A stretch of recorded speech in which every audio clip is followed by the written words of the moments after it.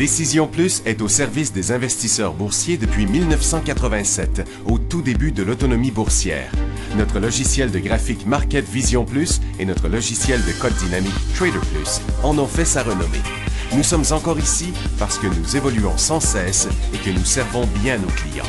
Découvrez nos produits et services spécialement conçus pour l'investisseur actif et autonome dans la boutique Décision Plus. Le logiciel de graphique Market Vision Plus est en français. C'est le logiciel le plus utilisé par les investisseurs de chez nous. C'est lui que vous voyez dans le feu de l'action. Trouvez, classer et analyser plus facilement avec cet outil sans pareil pour suivre la bourse et prendre les meilleures décisions. Gardez vos titres à l'œil avec Market Vision Plus. Consultez la boutique Décision Plus pour en faire l'essai pendant 10 jours sans aucun frais, c'est garanti. Laissez-nous vous guider pour analyser la bourse et prendre vos décisions. Les analystes de Guru.tv feront tout le travail pour vous. De minute en minute, nous classons les titres selon leur situation technique. Nous révélons les signaux d'achat et de vente. Nous publions des recherches poussées et nous prodiguons des conseils en temps réel. Ça commence avant l'ouverture et ça se poursuit jusqu'à la fermeture des bourses. Profitez de chaque cycle boursier avec Guru.tv. Trader Plus, l'instrument du day trader. 50 cotes qui clignotent en même temps. Autant de listes que vous voulez. Graphiques à la seconde. De 3 à 30 graphiques. Des alarmes à volonté. Des listes de cotes préparées. Des modèles graphiques préparés. Prêts à faire feu. Achetez, vendez avec Trader Plus.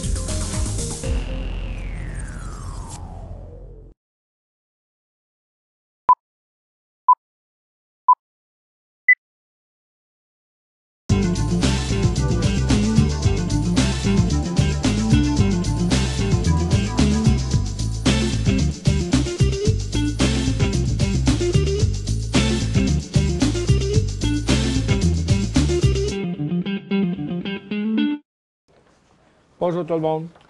Bienvenue dans le feu de l'action. Mercredi le 14 février 2018. Bonne Saint-Valentin. Et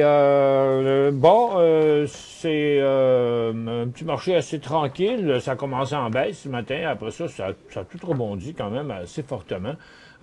Et bizarrement aussi, parce que premièrement, les marchés étaient en baisse avant l'ouverture. Je vais vous montrer ici. Tiens, en minute, je pense qu'on devrait être bon. Bon, c'est ça. Les marchés ont parti en baisse. Nasdaq, Toronto, le SPY, le Dow. Mais subitement, vers 10 heures, c'est tout parti à remonter. Ça baissait pas à cause de l'inflation qui est sortie plus forte qu'attendue.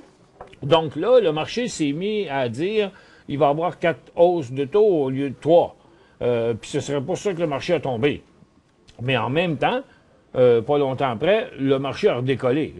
Donc, le pourquoi de la chose, c'est assez compliqué. Et puis, dans le cas d'une augmentation des taux, ben normalement, ça va affecter l'or. Et puis, quand on regarde l'or, ben l'or, un matin, il a clenché à la hausse encore une autre journée de cycle haussier. Puis les titres aurifères aussi. Donc, OK, c'est quoi qui va revenir en bas, là? C'est parce que c'est pas censé être comme ça que ça se passe. Donc, au Japon, il parle d'un 4e trimestre. Le Japon est en baisse pareil, consécutif. 8e trimestre positif en ligne. En tout cas, les nouvelles disent partout que les économies vont bien. Il y avait un paquet de résultats financiers ce matin. On va aller rapidement là-dessus. Baidu qui a continué à monter, 2,8 à 2,29. MetLife, c'est tel qu'attendu à 64. SodaStream, 80 à 1,13. Le titre continue sa belle tendance. Hilton a repris en cycle haussier aussi, 45 à 54. Western Union, 44 à 47. Donc, c'est tous des bons résultats, en gros. Groupon, lui, chute en dessous de son support. Il attendait 9 cents, ils ont eu 7 cents. Scorpio, moins 8 à moins 14. mais le titre est quand même en hausse. Tech 1,23 à 1,21, le titre a débuté en baisse, mais a fini par remonter, là. Mais rendu à sa résistance. Moi, je pense pas que ça va aller plus loin que ça. Et puis, Canopy, qui a sorti il y a un résultat financier qui était de moins 7 cents à plus 1 cent, mais 123 d'augmentation des revenus pour la dernière année. Tetra Pharmaceutical, c'est parce qu'ils ont manqué un essai clinique de phase 3, là, puis ça n'a pas sorti positif, et que le titre a vraiment chuté, pas à peu près 60,4 %. Ouf, ça fait mal, ça. Mais on se console en disant qu'il y a quand même eu techniquement un signal de vente bien avant. Et il y a Chipotle Mexican Grill, ils ont nommé un nouveau président, Brian Niccol, pour Taco Bell. Puis la grosse nouvelle ce matin, c'est à propos des cannabis, que je vais mettre le ETF ici. Donc, il y a plusieurs titres qui ont rebondi ce matin, mais pour l'instant, je trouve que c'est pas vraiment convaincant. La Société des alcools, SAQ, a signé des lettres d'intention pour s'approvisionner en cannabis et en produits dérivés. Hydrothérapie, située à Gatineau, a obtenu l'accord le plus important avec une lettre d'intention pour la fourniture de 20 000 kg de cannabis. C'est la SAQ qui a signé les lettres d'intention avec 4 compagnies, là. Meadow Leaf, eux autres, ils ont eu 8 000 kilos. Et Afria, 12 000 kilos, qui inclut de l'huile de cannabis et d'autres produits dérivés et plusieurs souches de fleurs de cannabis séchées. Et puis Aurora Cannabis, 5 000 kilos. Donc 12, 17, 35, 55 000 kilos de cannabis commandé par la SAQ. Lettre d'intention, disons.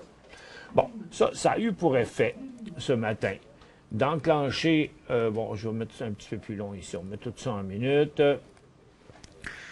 Bon, donc, Weed a jumpé à la hausse à l'ouverture, mais ceux qui les ont achetés à l'ouverture, ben, ça n'a pas bien été après, parce que ça a redescendu, c'est remonté à la même place, ça a redescendu.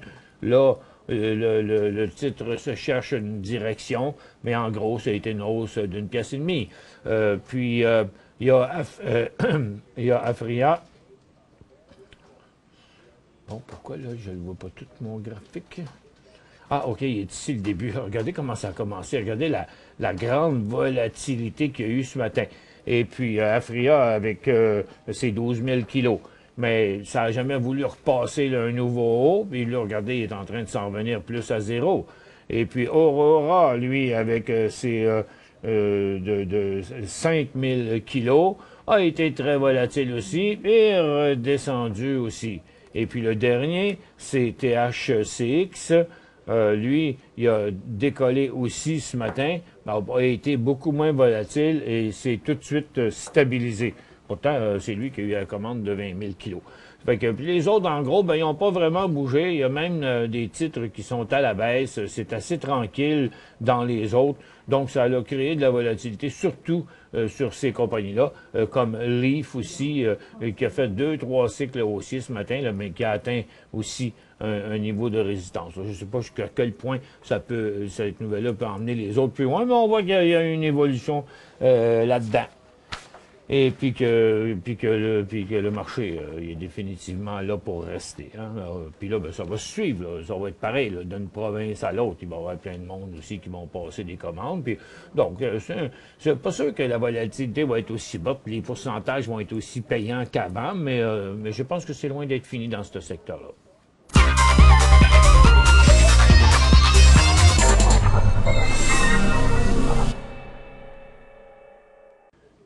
À mon avis, on doit encore éviter le secteur pétrolier pour une simple et bonne raison, c'est que dans la dernière correction du pétrole, on a atteint maintenant un support, mais il n'y a pas de nouvelle direction, ni par en haut, ni par en bas, c'est complètement neutre. Et puis, comme on est sur la ligne de tendance, ça serait négatif par en bas, donc je trouve ça pas mal risqué d'embarquer maintenant, étant donné que le gaz fait pareil, et puis que les titres non plus. Il décolle pas. Donc, ce que je pense qui est bien important, c'est d'attendre maintenant qu'on sorte de cette formation-là sur l'indice pour acheter à peu près n'importe quelle peu importe le titre qu'on veut acheter dans les pétrolières. Et du côté des orifères, ben c'est ça qui a été surprenant ce matin de voir qu'est-ce qui s'est passé, une très grosse hausse comme ça sur le secteur orifère, sur une perspective d'augmentation des taux, mais c'est ça qui est arrivé. Donc, il y a eu sur TTGD un inversement du dernier cycle baissier ici. Ça a commencé par un support. On est revenu hier et avant-hier à la formation neutre qu'on était. Et puis c'est ce matin que ça a décollé. Là, toutefois, le mouvement avec une hausse de 6,6 à mon avis, tout ce qu'il y avait à faire aujourd'hui a été fait. Il pourrait quand même arriver quelque chose d'autre, mais je pense qu'il faut être assez prudent.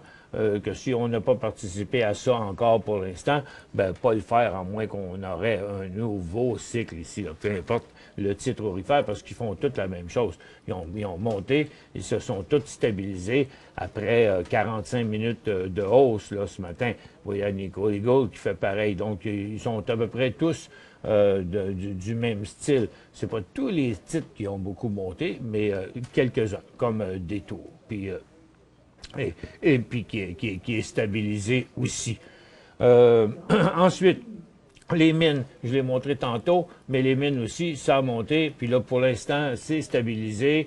Le First Quantum a donné un autre shot, mais c'est pas son début, là. Donc, en swing trading, on est rendu sur le tard. Surtout qu'ici, on est rendu à la grande résistance. Si puis Tech pareil, même que Tech s'est replié aussi. Donc, à mon avis, le cycle est beaucoup trop avancé pour entrer en swing trading là-dedans. Ensuite, ben, tous les autres secteurs, c'est assez tranquille, ça se calme, on s'en va tranquillement dans des formations neutres, testant les formations en hausse ou en baisse, mais vous voyez, là, regardez les 3-4 derniers jours, donc le marché a diminué en volatilité considérablement depuis quelques jours. La hausse de taux, en tout cas, continue à faire peur aux services aux collectivités qui continuent à plonger. Donc un marché qui a eu, dont les ressources ont montré une belle grosse poussée ce matin, mais les autres secteurs sont juste en train de se calmer. On a juste 60 points sur le TSX, c'est plus beaucoup, 38 aussi, puis 1 point sur Nasdaq. Donc on a une situation en train de se calmer. J'ai 2 questions seulement à répondre ici. On va vous allumer la barre de questions. Et puis, en attendant, je vais répondre à celle-là ici, affaire 737. Le secteur de l'argent est-il bon en swing trading? Bien, tu sais, l'argent, c'est un peu comme l'or. Pour l'instant, c'est pas négatif. First Majestic, il est en hausse, mais vous voyez, c'est à l'intérieur d'une longue tendance baissière, peu importe où on la met, là. C'est une très longue tendance baissière. Donc, et puis si on regarde l'indice de l'argent, ça fait à peu près pareil. Mais avec la grosse résistance qu'il y a là-dedans, je vous suggérerais en tout cas de protéger ça aussi vite que vous pourrez. C'est 7,37, là, il est 7,50. Il est arrêté à ça. Vous êtes 3 cents au-dessus de votre prix payé. Ça prendrait un rien pour que ça reclenche en bas ici. Puis après 3 cents, vous seriez à perte. Hein? Donc, vous vous imaginez, là, vous êtes dans une position ici, dans un rebond qui est dans une tendance baissière. Okay? Je dis pas que ça peut pas aller plus loin, mais c'était pas la position idéale. Fait que vous auriez ici une chance de défaire ça sans trop de mal. J'ai acheté THX ce matin à 4,30. Morale de l'histoire, il faut remémorer aux investisseurs d'attendre une quinzaine de minutes avant d'acheter, même sur une bonne nouvelle. Ben moi, je dirais mieux que ça. Ne pas acheter sur les nouvelles, c'est encore mieux. Parce que, tu sais, une nouvelle, c'est jamais nouveau, là. Il y a toujours du monde qui le savent quand même un peu avant. Mais une nouvelle... ça fait longtemps que nous, on répète ça. On n'achète pas sur les nouvelles, on achète sur les mouvements techniques. Et ce matin... quand vous regardez THCX, je vais y aller ici. Voilà. Donc, on peut voir dans son graphique quotidien que c'est rien d'extraordinaire. Dans son graphique intra-séance, bon, ben, on n'est pas, c'est pas nouveau. Il y a eu un cycle ici, il y en a eu un autre là, il y en a eu un autre là. Mais là, on est rendu à une grosse résistance. Puis, bon, là, il vous manque juste, vous êtes là à 4,30, puis il vaut 4,17. Ça fait que vous êtes pogné dans ça ici. Là, si ça redescend en bas de 4 pièces et 10, ben, vous allez être pogné pour un petit bout à attendre de revenir en profit là-dessus. Pour joindre Michel Carignan et son équipe par courriel, écrivez à michelcarignan@decisionplus.com. 5 bonnes raisons de gérer vos investissements avec Banque Nationale Courtage Direct. Des frais de commission fixes à 9,95 en tout temps pour tous les clients et à partir de seulement 6,95 si vous êtes un investisseur actif. Aucun frais d'administration annuel si vous détenez plus de 20 000 $ dans vos comptes. La possibilité d'ouvrir des comptes enregistrés en devise américaine. Des outils performants afin de faciliter vos prises de décision. Un service à la clientèle primé et un niveau de satisfaction parmi les plus élevés de l'industrie. Pour en savoir plus, visitez le bncd.ca ou appelez-nous dès maintenant.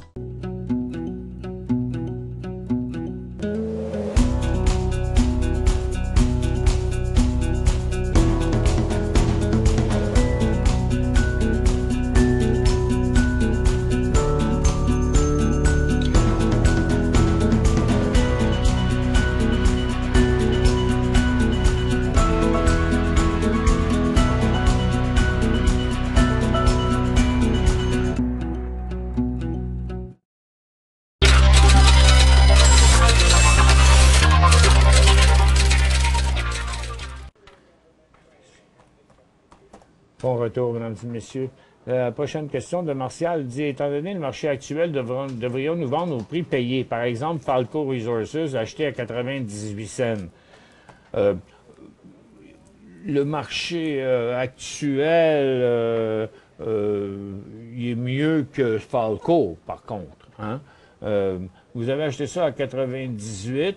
98 cents, c'est juste en dessous de la ligne ici. C'est difficile de voir où vous avez acheté ça. Peut-être dans le décollage ici. En tout cas, il sera allé jusqu'à 1,14, je sais pas. Il y a peut-être une couple de semaines, il y avait moyen de prendre un profit, mais probablement que ça vous tentait pas. Mais il y a un gros support à ce niveau-là. C'est peut-être un titre pour être un peu plus patient, là, parce que vous mangez pas vos bas là-dedans, là. Qu'est-ce qui va... La seule chose que je peux dire, c'est que il y a vraiment juste un prix de vente là, en bas de 80, je pense bien. Là. Le titre n'est pas très actif de ce temps-ci. C'est ça, 90, mettons, à 90 cents, il y aura un signal de vente. Bon, est-ce que vous êtes prêt à sortir avec 8 cents de perte? Dans le moment, ça vaut 95, il y en a encore moins. C'est sûr que ça va prendre quand même du temps, mais une pièce et 25 serait déjà un beau profit. OK? Ça fait que c'est une discussion difficile. C'est pas un bon temps pour l'acheter, mais vous l'avez déjà, puis il y a un gros support à quelques sous de là. Moi, je pense que je prendrais le chance de le conserver encore un peu. Salut Michel et l'équipe. Bonjour de la part de tout le monde. Le 7 février, 10 000 MMJ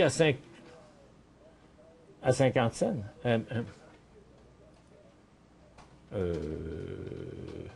MMJ, OK. Ah oui, c'est l'autre, là. L'autre, là.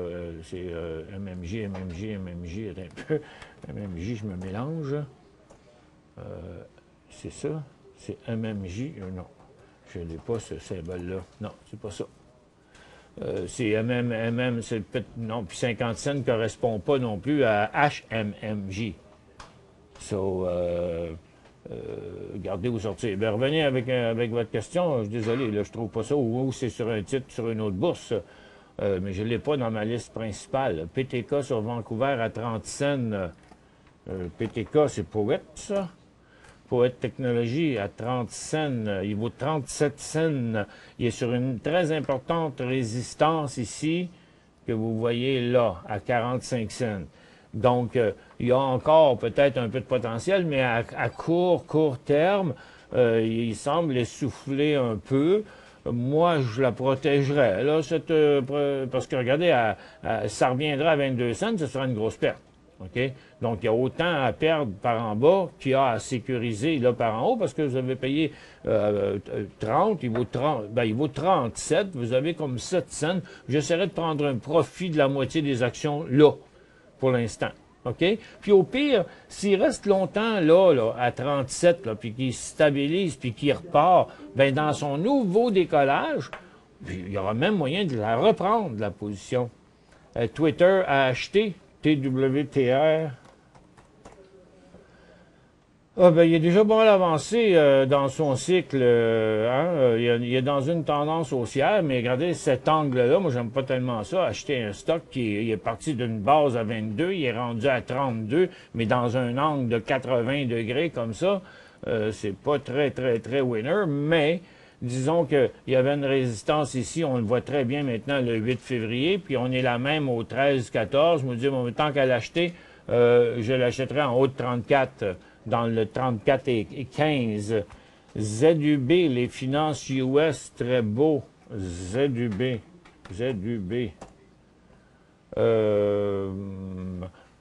Oui et non. Il est là, à sa résistance ici.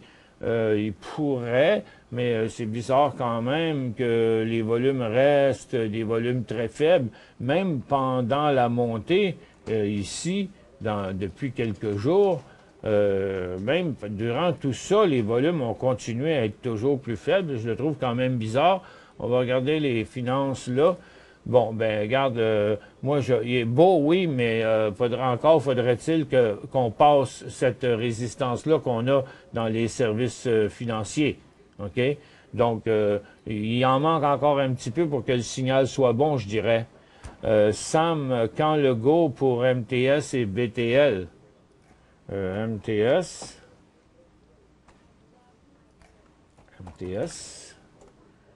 Voilà, MTS. OK, il y a quelque chose qui ne marche pas ici. On va regarder ça. MTS. OK. Bon, ben, c'est pas demain la veille, parce qu'aujourd'hui, il a l'air à vouloir descendre aux enfers. Il est bien à côté sur son support. Il a l'air à vouloir décrocher. En tout cas, je peux vous dire, moi, qu'il n'y a pas de signal d'achat à court terme là-dessus, mais qu'il y aurait un signal de vente à 95 cents. Puis BTL, ça, c'est de l'or. Puis, je pense, non, BTL, c'est pas ça. C'est BTL, c'est pas je me trompe de titre. Lui aussi, là.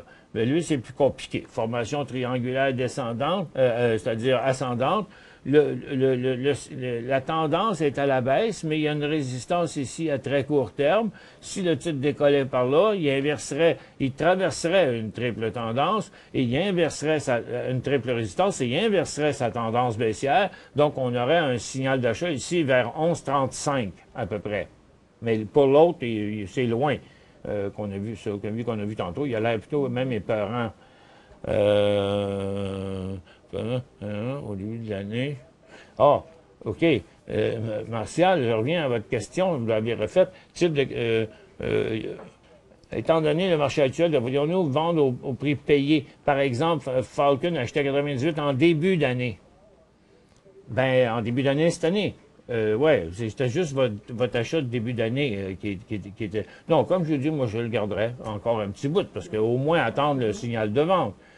Comment une augmentation des taux influence les actions avec dividendes? Oh, Loulou, je ne veux pas m'embarquer là-dedans. C'est fondamental et si vous voulez suivre des cours d'analyse fondamentale, il y a des endroits pour ça.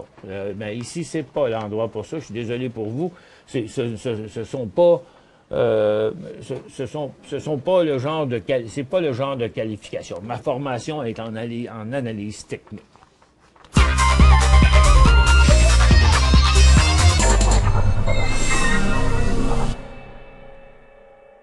5 bonnes raisons de gérer vos investissements avec Banque Nationale Courtage Direct. Des frais de commission fixes à 9,95 en tout temps pour tous les clients et à partir de seulement 6,95 si vous êtes un investisseur actif. Aucun frais d'administration annuel si vous détenez plus de 20 000 $ dans vos comptes. la possibilité d'ouvrir des comptes enregistrés en devise américaine, des outils performants afin de faciliter vos prises de décision, un service à la clientèle primé et un niveau de satisfaction parmi les plus élevés de l'industrie. Pour en savoir plus, visitez le bncd.ca ou appelez-nous dès maintenant.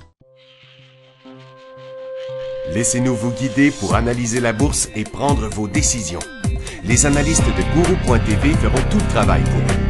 De minute en minute, nous classons les titres selon leur situation technique. Nous révélons les signaux d'achat et de vente.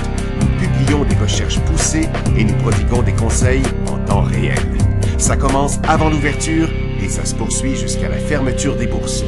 Profitez de chaque cycle boursier avec Guru.tv.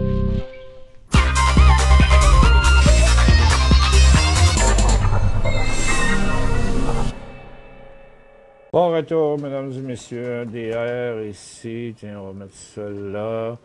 On va aller répondre à quelques autres questions. Bon, la prochaine question ici de Gilles. Que pensez-vous d'HBM? Bon, ben, HB Minéral, c'est un titre principalement de cuivre.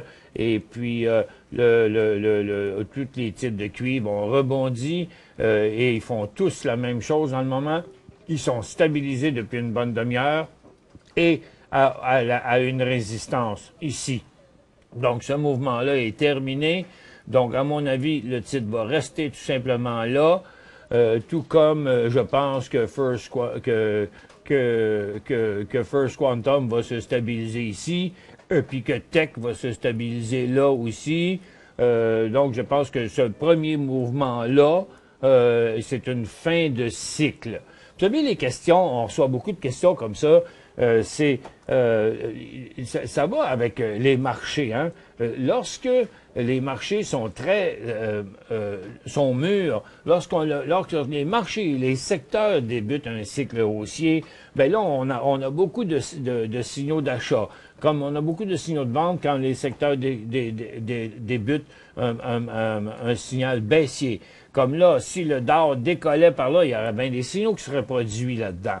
Le SPY puis le TSX, c'est pareil. Là, on voit bien une petite poussée aujourd'hui, mais qui a été faite par un gros mouvement des mines et des aurifères, pas des autres secteurs. Donc, mais toutes les entre-deux, là. Aujourd'hui, regardez, les télécoms sont à la baisse d'une formation neutre, les services financiers sont à la hausse, mais dans une formation neutre, les industriels sont dans une formation neutre, les real estate ont passé un peu, mais ça reste neutre, les services aux collectivités continuent à planter, tu sais, la consommation de base, regardez, c'est bien neutre, la consommation discrétionnaire, c'est en train de devenir neutre. Donc, c'est normal, quand tous les secteurs sont comme ça, ben, le marché est comme ça, la majorité des signaux, c'est non, OK? La majorité des affaires, ils vont faire comme le marché. Fait que ce serait vraiment, c'est pour ça que d'une journée comme aujourd'hui, il y a peu à parier qu'on va dire c'est là. Mais on peut savoir, par exemple, je peux rarement vous dire oui, c'est le temps aujourd'hui, mais excepté qu'on peut dire quand ça va être le temps. Ici, on a SOI, deux questions de SOI. La première de Michel, qui demande SOI achat à 31. Vous l'avez acheté, je suppose, à 31, ou en tout cas, vous dites achat 31, incompréhension. Ben écoutez, si vous achetez ça de ce temps ici, il y a l'incompréhension, c'est vous qui l'avez, là. C'est vous qui comprenez pas comment ça fonctionne. Là, c'est pas intéressant. Il a déjà été intéressant, SOI, dans le temps où il faisait ça. Mais après ça, quand il a viré de bord ici, il l'était plus. Puis depuis ce temps-là, ils sont rares, les points. Ici, en quotidien, je sais pas trop, c'est trop loin probablement pour le voir. Ah non, c'était là. Donc, regarde, il y a eu une petite passe, puis ça n'a pas duré longtemps. Un faux signal ici, puis depuis des mois, il se passe rien. La seule valeur que ça a là, c'est un support là. Puis si quelqu'un veut acheter ça entre 27 et 31 là, si jamais le titre part à 25, c'est un signal de vente, puis je vous conseillerais de débarquer de là. Oups là. Tu vois, quand j'essaie de comprendre qu'est-ce qui arrive là. J'ai juste approché ma main de la tablette, puis elle a capoté. Ah, OK, bon. Puis l'autre, si vous pouvez analyser SOI, ben c'est ça que je viens de faire. Pour l'instant, c'est pas intéressant. Puis si vous voulez acheter sur le quadruple support, ben il faudrait sortir s'il tombe à 25 cents après. CNQ et MUR. Bon, les deux, là, CNQ, MUR, sont deux titres pétroliers. Regardez, sont deux titres qui font pareil, OK, pour un achat, Tom. Bon, ils sont pas plus beaux un que l'autre. Puis moi, je vous ramène à ce que j'ai dit au début. USO est neutre en bas d'un cycle. UNG est neutre en bas d'un cycle. Puis regardez, tout le secteur pétrolier est exactement comme les deux titres que vous venez de me parler. Fait qu'à mon avis, il n'y a rien à faire là-dedans tant qu'on ne verra pas un cycle haussier débuter avec plusieurs signaux d'achat dans le secteur pétrolier, incluant ces titres-là. 1000 EDR à 2,78. J'ai-tu le temps de le mettre? Oui, il est là. Même affaire. Même si c'est un titre d'éducation, tendance baissière, formation neutre.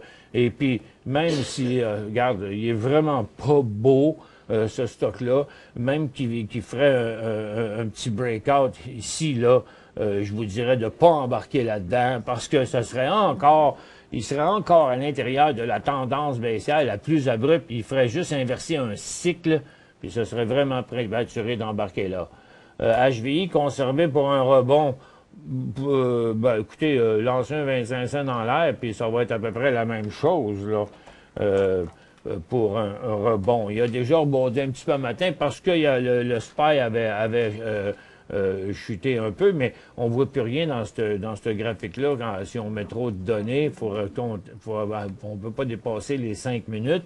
Là, il y a eu un petit rebond à très court terme, très court terme. Vous voyez, il y a eu une phase à la hausse ici. Là, il se déplace de côté. Le prochain signal sera comme 2,18, 2,19. Parce que...